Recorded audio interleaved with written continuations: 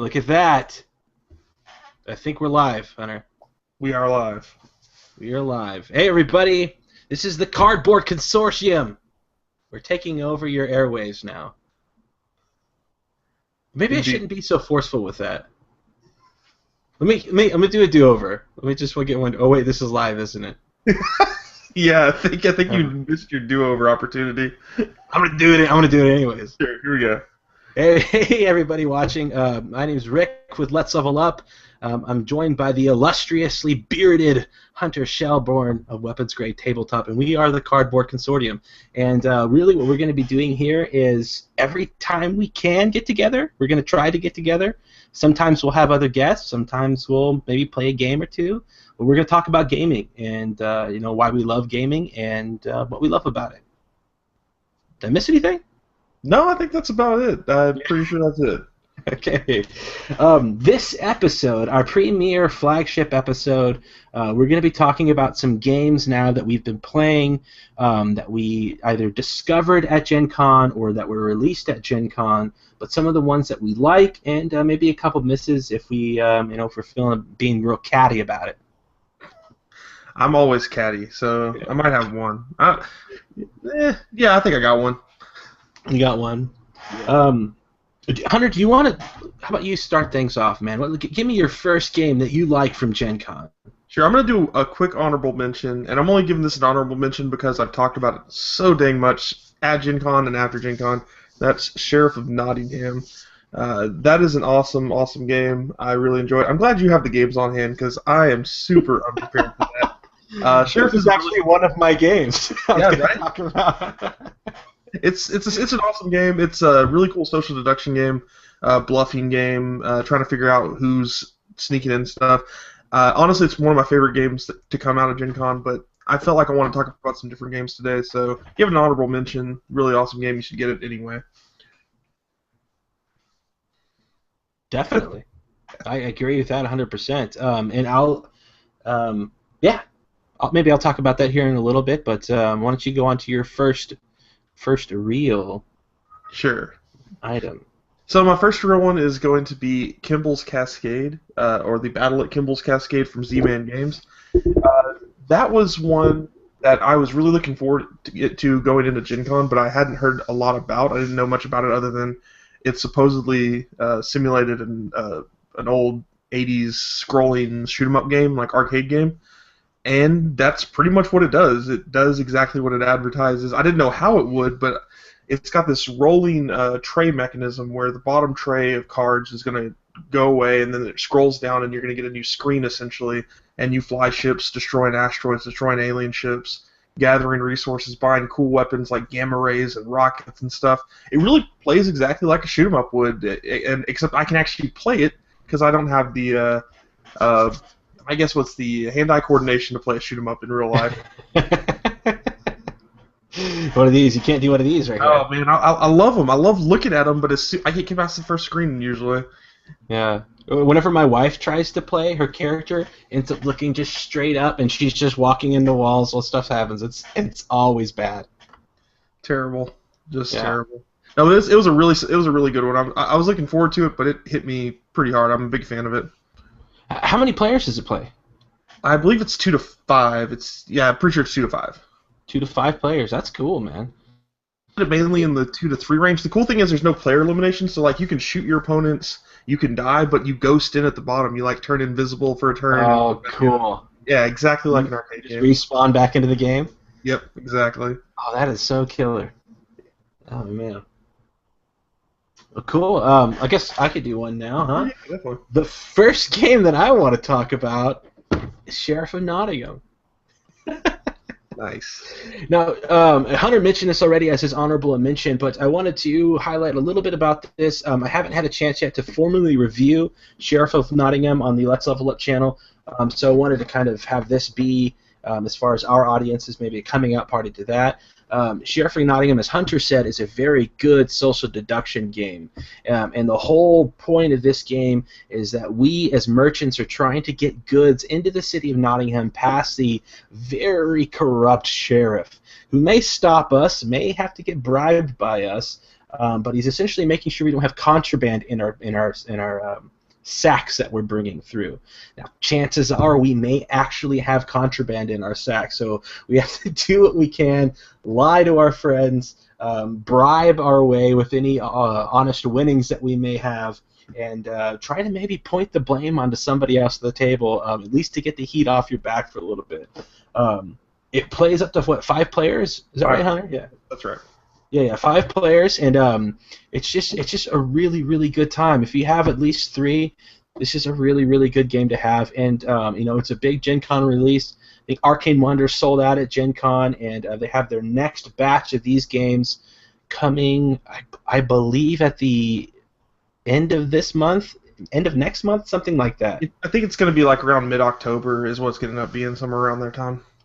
Yeah, so it's just one of those. This is one of those games. If you're a fan of games like Resistance or Werewolf or Mafia, it takes it and kind of spins it, the idea, and gives you a more tangible objective. I think you're trying to get paid and you're trying to make a living with Sheriff, and it's just one of those games that I feel is a really good one to have, and I think it's one that you definitely should have on yourself or consider having if you don't already have it. I totally agree. My number 1. Game. Really awesome game. Is it true that you're the best sheriff? I'm not only the best sheriff, I'm the best sheriff that's ever lived and will ever live. Man, No, I can't forgive Tox for posting that online. That was the worst. If you go to the Dice Tower Essentials, oh, by the way, this is the first product in their Dice Tower Essentials line. If you go to the Dice Tower Essentials webpage, there is a very good video of Hunter playing some Sheriff and audio, and it is too good, man. It's something that you guys have to see. It's pretty solid. If you know what's going on, it's not. It's just ineptitude after ineptitude. It was really bad. Oh, so good, man. I wish it could have been there. Oh, man. That was a good choice. Good choice. I guess I'll do one now to get that, wash the horrible taste out of my mouth of that. Actually, I do have games here. Haha. Next one. Yeah. I got Conquest. Warhammer 40k Conquest. Ooh. This is on the list kind of because it was a surprise for me. I did not go into the convention expecting to buy this game. It just kind of happened. I was walking through the hall and I ran into the guys from Team Covenant, Stephen Woolley, Zach Bunn, those guys, and just hey, I like your stuff, cool channel, I really like what you do, and offhandedly mentioned, man, I'm saving some money because I'm not getting Conquest, because I was spending a bunch on X-Wing and things like that, and he's like, oh, you're making a mistake, man, it's pretty solid. I'm like, well then. So I went back to the booth and I was buying all my X-Wing stuff and I saw just a big stack of them there. I'm like, oh, I gotta get it now. So got it, played it. It's actually a lot of fun. It's a very simple game, at least compared to a lot of the other LCGs. It's not like Netrunner level difficult or anything like that. There is some terminology, but since it's not super asymmetrical, you do have your own like warlord that commands your deck. But other than that, the wording's all the same. And the game's pretty simple. It's like you control planets and you're trying to fight over the different planets. And if you've ever played Blood Bowl Team Manager, oddly enough, it has a similar mechanic. You're playing like a unit, your opponent plays a unit. You might play an upgrade, they might play an upgrade, stuff like that. Go back and forth trying to control those planets. Simple, pretty awesome design. Eric Lang, I like Eric Lang's stuff, and that's another good one from him. Cool. Do you remember how much it cost you? It's $40. It's also interesting because it's not in the standard LCG box. I guess they're getting away from that. This is the same box size as the Blood Bowl Team Manager card game, and it's got I want to say 7 races in there, 6, 7. I can't remember. It's all the main races from 40k, and that's awesome. The first expansion will have the next 2 Necrons and Tyranids. That's cool. Now, I'm a bit of a 40k noob. So if I were to step into that universe, is that a good stepping point, or is there something else that you would recommend somebody like me going into first? Honestly, I like the 40k fluff, but the game itself, I'm not a huge fan of the Games Workshop games anymore for the most part. Okay. I think this is a really good entry point for that lore. It's got great art.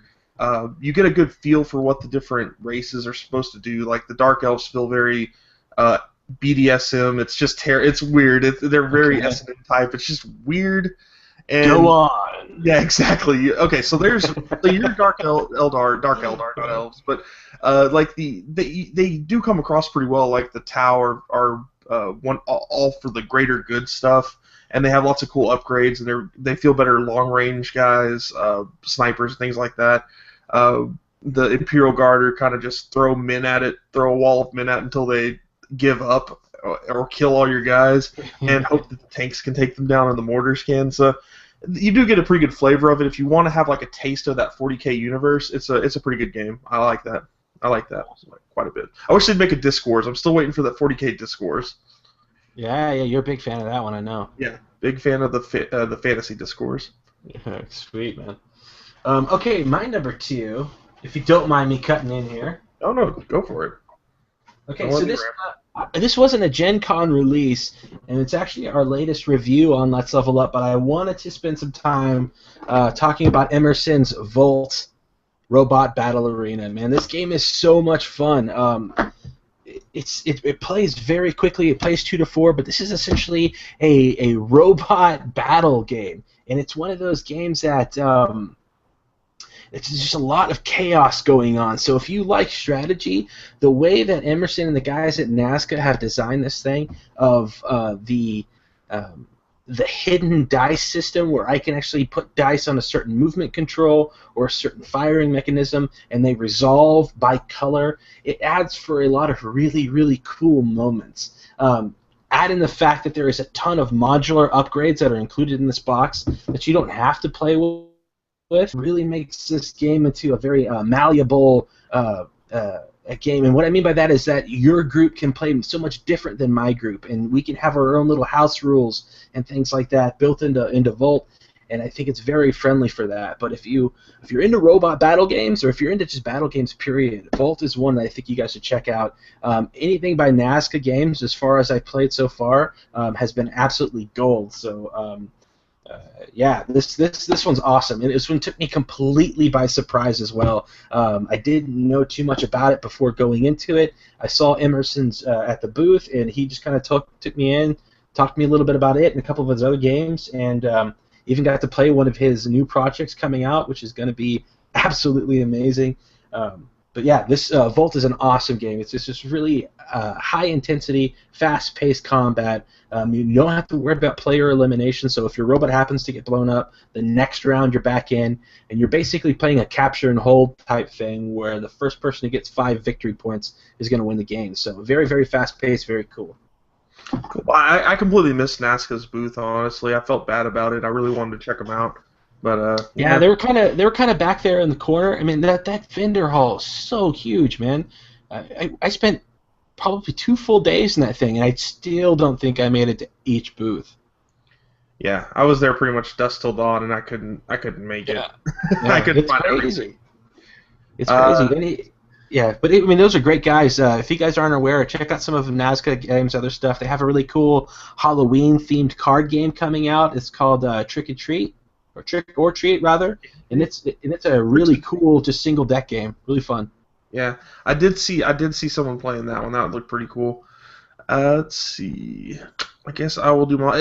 Are we doing 3 or 4?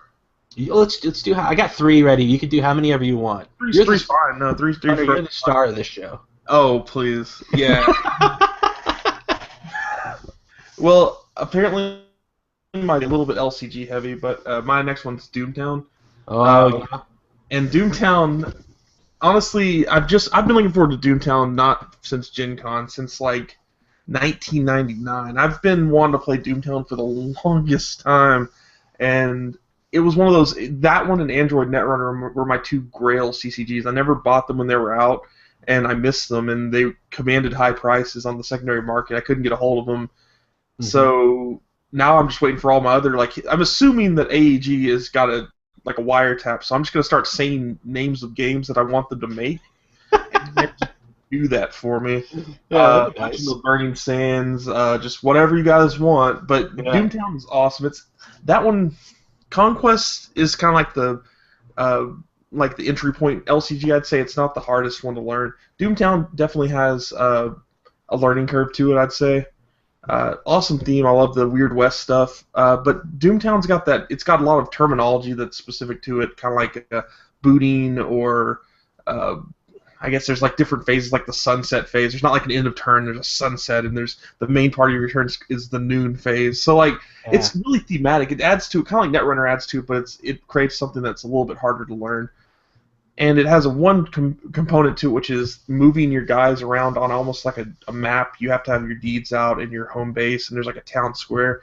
So it's a little bit hard to grasp at first if you're playing a card game. You're not used to having actual components moving around like that.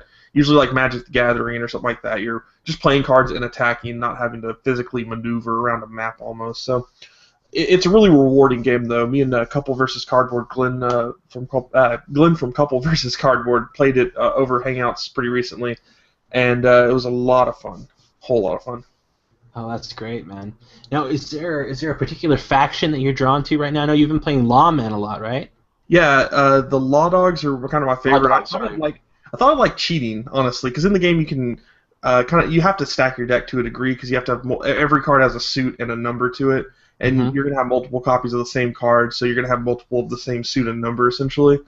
So that makes cheating hands, kind of like in poker.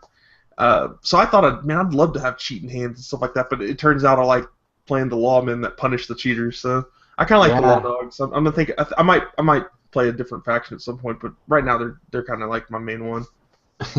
That's awesome. I played one game of Doomtown at Gen Con, and I forget the guys who were showing us the game. They actually have a podcast. I've got the card around here somewhere. I'm sorry, guys, if you're listening. Is it the Gamora Gazette? It may be, yes. The two guys? I believe so, yeah. Yeah. Anyway, they were there one night late, and we were sat down next to them, and my buddy was playing some Mage Wars, looking at his Mage Wars stuff, because he just got it finally. And I had Doomtown. I was popping that open and taking a look, and they just kind of came over, showed us how to play it, and at the very last turn, I thought I had the game won, and it came down to that poker hand in the shootout. And my buddy, who's playing a deck from one of these guys, had the highest, the Dead Man's Hand, I believe, which is the highest. Oh, yeah. And he had it in his hand. He didn't realize it at first, and then the guy was like, wait, no, right here, they pointed the cards, and I'm sitting there, and I got a 3 of a kind or something like that, or a full house or something. I was feeling okay, and I was like, okay, well, I'm just going to lose a couple of these things, and it was just like one of my guys died, and then the other one, another one, and then the other one, and it was just a massacre. And within a couple turns, I was dead. Like, it was brutal, man. But it was a really, really fun game. Yeah, awesome game. It could end pretty quickly, or it can go for a really long time. I think the Gen Con finals was like, it was multiple hours, and that was just a game. But it was like 2 of the guys that knew what they were doing, and they didn't make mistakes. So they were kind of stalling it a little bit. But yeah, it was it's a really cool game. Hopefully the support of it keeps up. I've really liked Netrunner. I have all the expansions for Netrunner. I'll probably be doing the same thing for Doomtown for sure. Nice. Cool. My number 3. Let me get this here without spilling everything.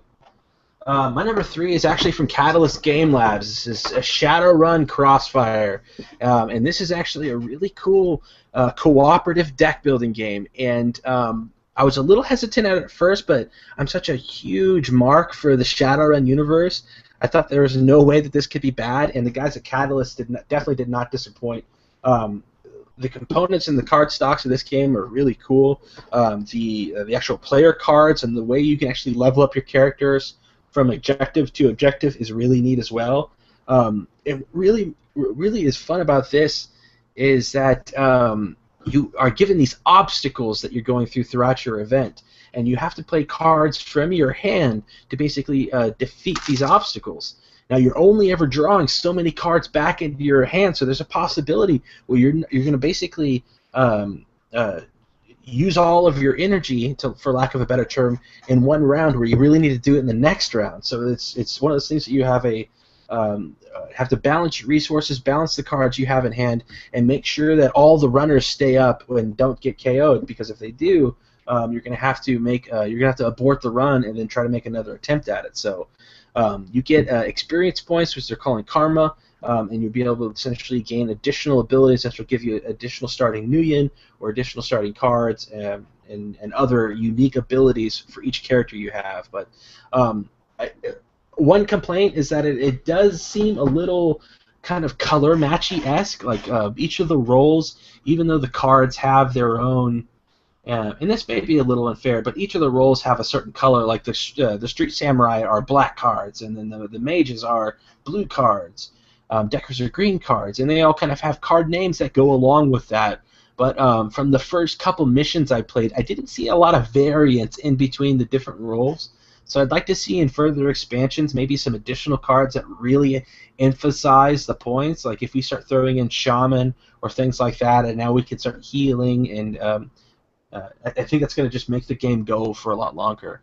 Or rather, the lifeline of the game go for a lot longer. And overall, I think it's a really neat little deck builder. So if you're into those, check it out. I think it's great. I actually just picked that one up myself as well. I haven't had a chance to play it just yet, but I'm really excited to.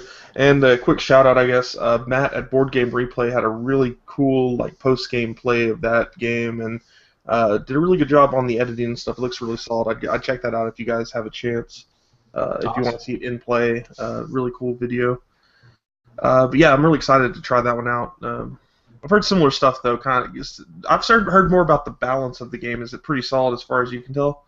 As far as I can tell, I don't have a lot of plays in it so far, but my wife and I played. Any game that I can get my wife to play, I think is an immediate win. That means it's accessible, which is a huge thing for these games. So it's accessible enough for her to play, but still has a level of intrigue to it that it keeps my attention. And that's a very, very fine balance, I think, coming from at least my household. That's fair. That's quite fair. I completely understand that.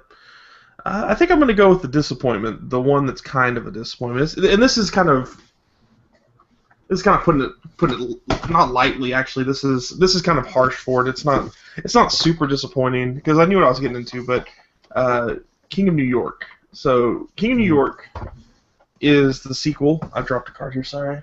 Is a sequel to King of Tokyo and adds some extra stuff in there. You get to destroy buildings and things like that.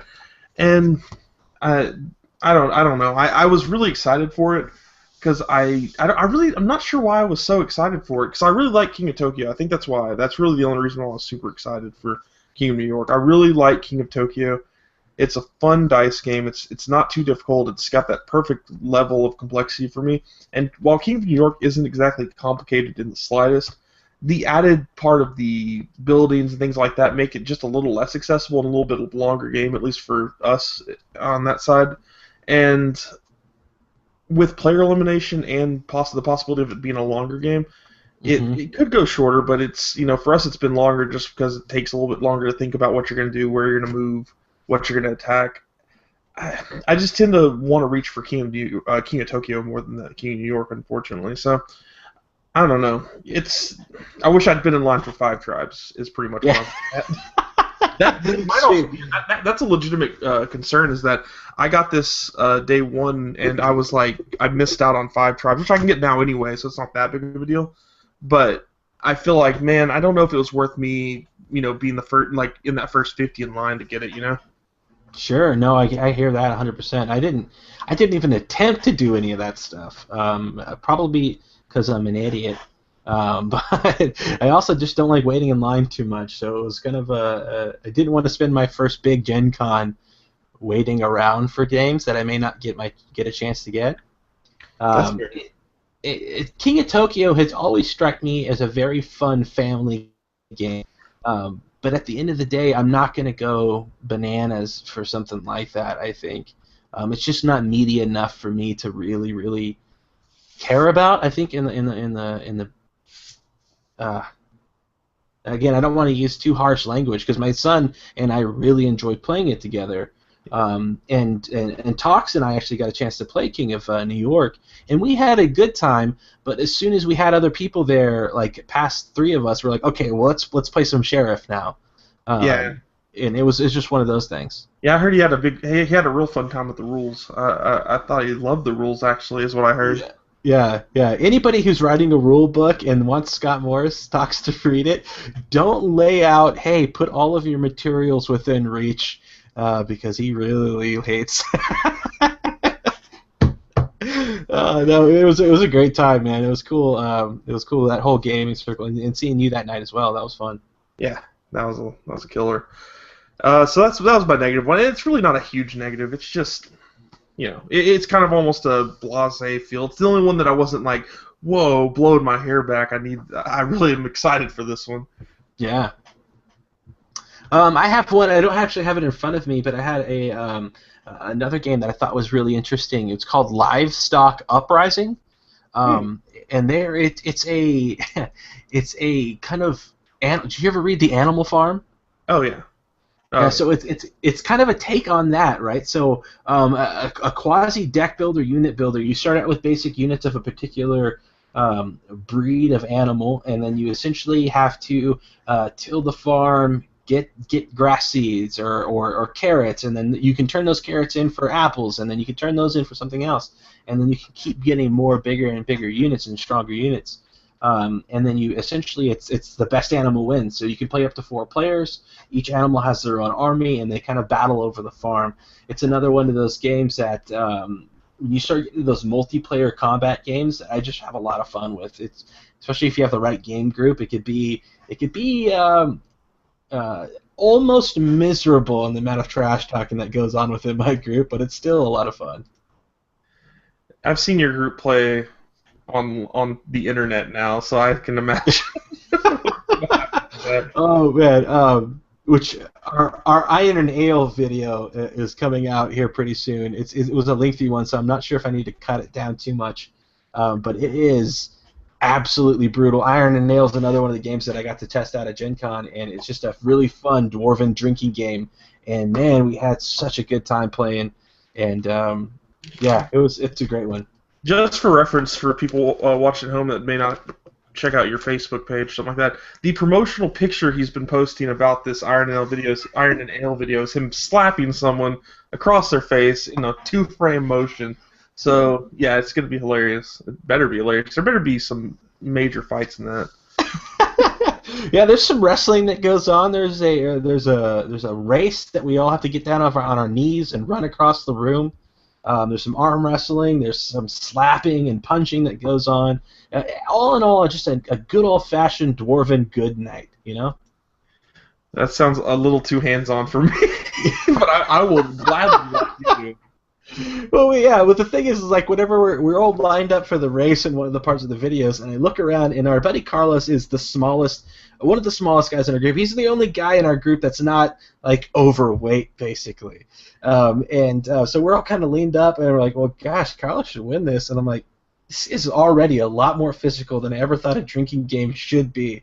But at the end of the night, we were all just laughing about and like recalling, like, oh, you remember when this happened? And anytime you do that right after you play a game, it's a win, I think. Oh yeah, definitely. That means you're doing something right. I guess the problem you've got me in right now is you start talking about Gen Con games. I'm literally stacked to the brim. I've got games surrounding me, so I keep I'm done, and then I'm like, oh wait, let me grab something over here real quick. And you just said drinking game and stuff like that, so I gotta at least show this one once. This one, Okay. just for the video that Tiffany did when we were at Gen Con at Steak and Shake. This thing is Cash and Guns is one I really wish I'd played a long time ago because it was a lot of fun.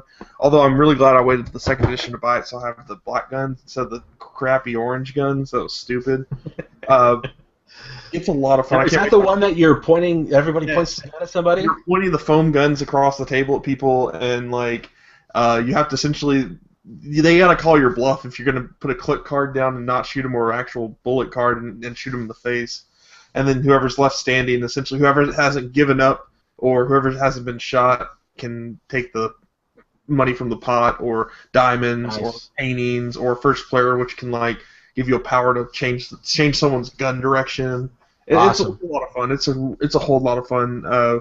We played that like 3 a.m. with me and Scott and Undead Viking and those guys, and just got shakes all over Tiffany's copy. I'm sorry.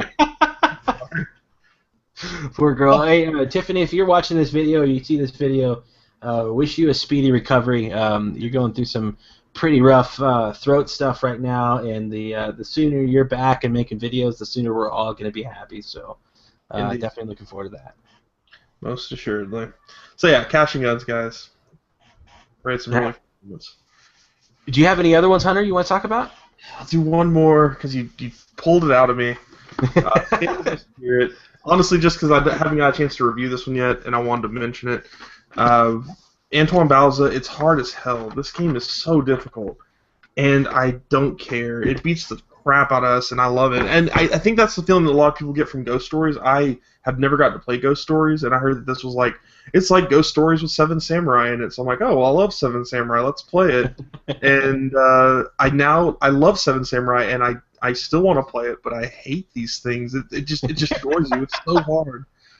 And we haven't beaten it yet. We've gotten really close now. We've gotten me in a two-player game. We got really, really close. But it's really simple. That's what I like about it. It's a simple way of doing combat. You just draw a card and decide if you kind of have to just decide where you're going to put it. If you're going to fight it and lose some life, or if you're going to store it away as one of your sets. Because if you don't collect the sets, then stuff might burn down in the village. If the village burns down, villagers might die. And if you lose all your villagers or all of your houses, you die. You lose. So it's pretty vicious. It's a really cool co-op. Passport Games had a couple of cool games there this year. I didn't really know anything about them until this Gen Con, so I'll have to take a look at them a little bit harder next time.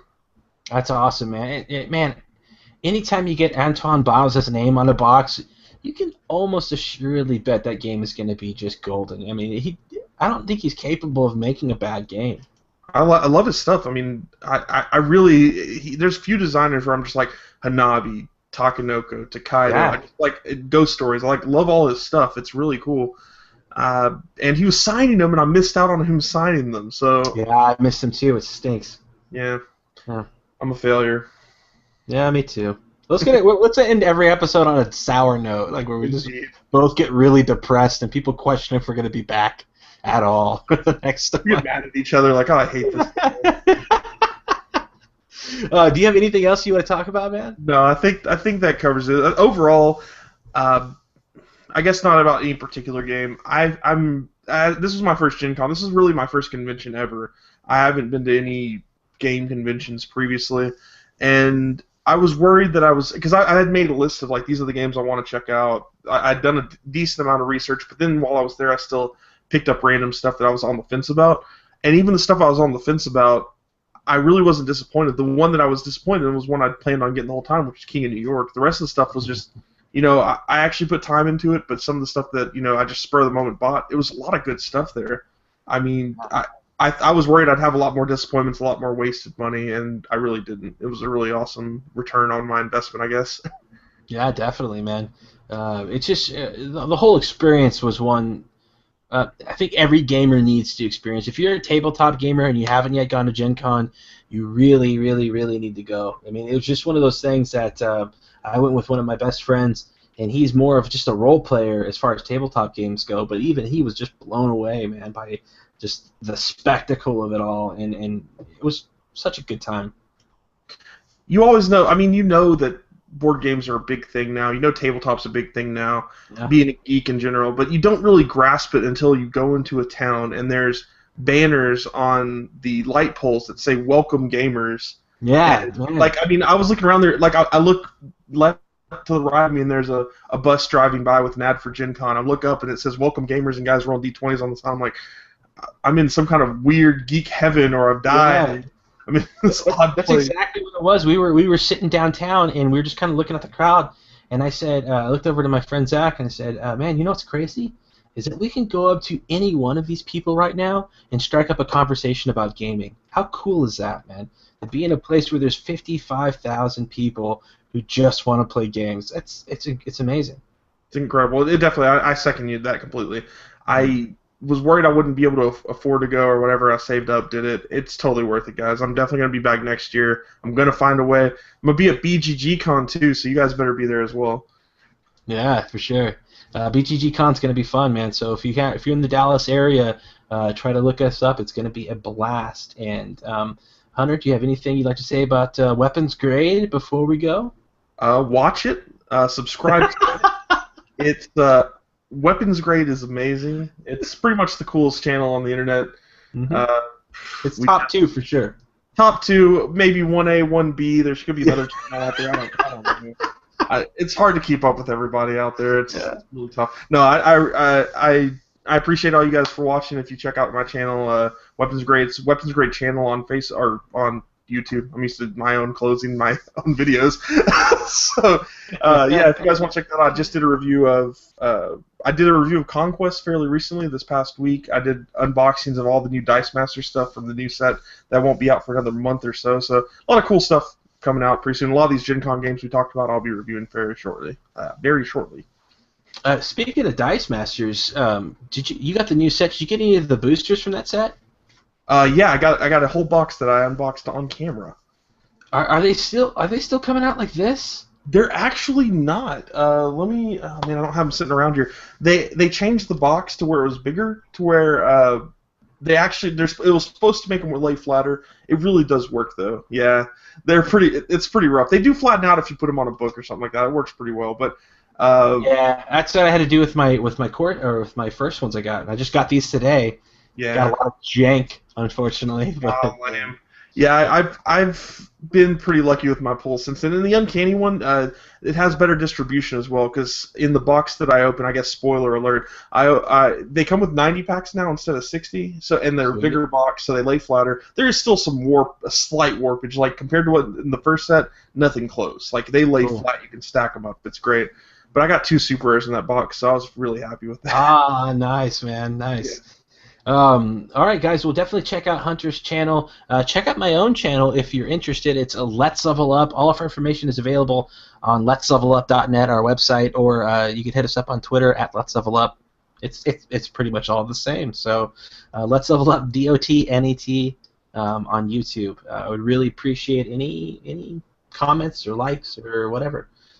Just talk to me. I need friends. If Hunter's my closest friend, I'm in a lot of trouble, guys. He's in a ton of trouble because he's not my closest friend. This is really rough.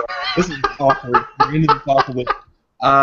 Also, if you have anything you want us to specifically talk about, maybe in our next episode or something, leave a comment below. We'll definitely check that out. No nude casts. At least not for him. I'll do it, but don't make me watch that, please. Oh, that's how we're going to end it. No, sad Ricky. Thumbnail. All right, man. This was a lot of fun. We got to do this sooner than later for sure. I hope you guys enjoyed watching this. If you did, please give us some feedback. Follow Hunter on Twitter at WG Tabletop.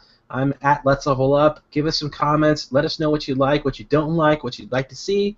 And you know what? I'd like to try to play some games with Hunter over this too if we can. So let me know what you want me to try to beat him at. Oh, ouch. I did say try. Try. Attempt. Yeah.